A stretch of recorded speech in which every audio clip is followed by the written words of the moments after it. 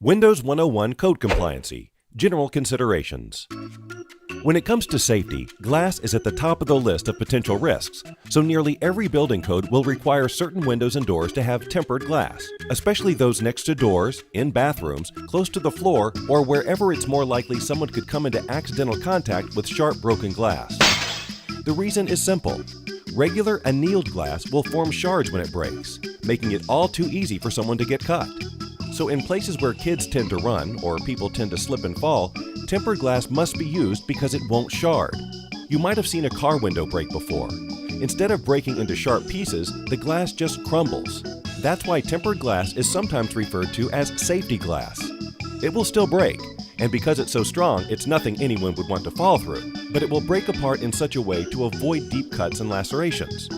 A qualified building inspector is a great resource to let you know exactly which scenarios require tempered glass.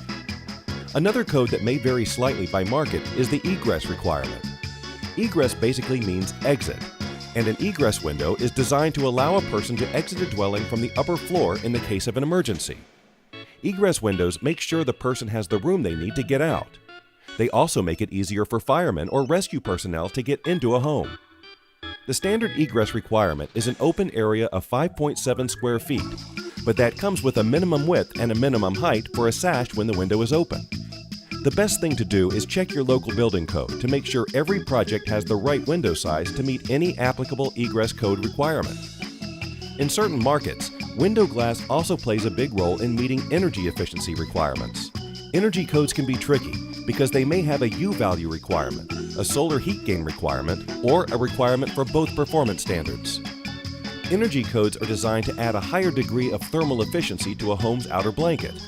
The better the windows and doors perform, the less the home's air conditioner and furnace have to work, and the more energy we all have available. A lower U value indicates the window or door does a better job of insulating, keeping temperature from flowing through the glass. A lower solar heat gain coefficient indicates the window or door's ability to block the sun's heat. In simple terms, a low emissivity glass, low E glass, will reflect the sun's heat away from the home in the summer and the furnace's heat back into the home in the winter. Both of these values should be clearly visible on each product on a prominently placed label. Each area of the country could have different requirements or recommendations for thermal efficiency. In the north, for example, many people want the sun's heat to come through in the winter, so they don't want a low solar heat gain number. And they want the cold to stay out, so they may prefer a low insulating U value. By contrast, a home in the heat of the Gulf Coast or southern Texas would probably have better energy efficiency with windows that do have a low solar heat gain number, windows that block more of the sun's heat from penetrating through the glass.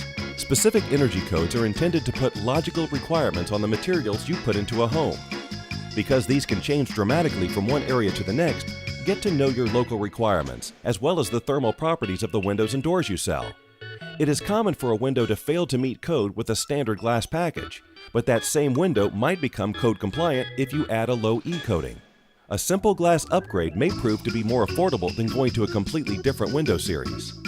Just keep in mind that many projects may be delayed or denied altogether because of some violation, often simply because the homeowner, builder, or remodeling professional is unaware of a product's performance or that a requirement existed in the first place. Knowing your building inspectors and seeking their counsel concerning any question is always good advice. We've only touched on a few of the more common code requirements to illustrate how important they can be to your project's successful completion.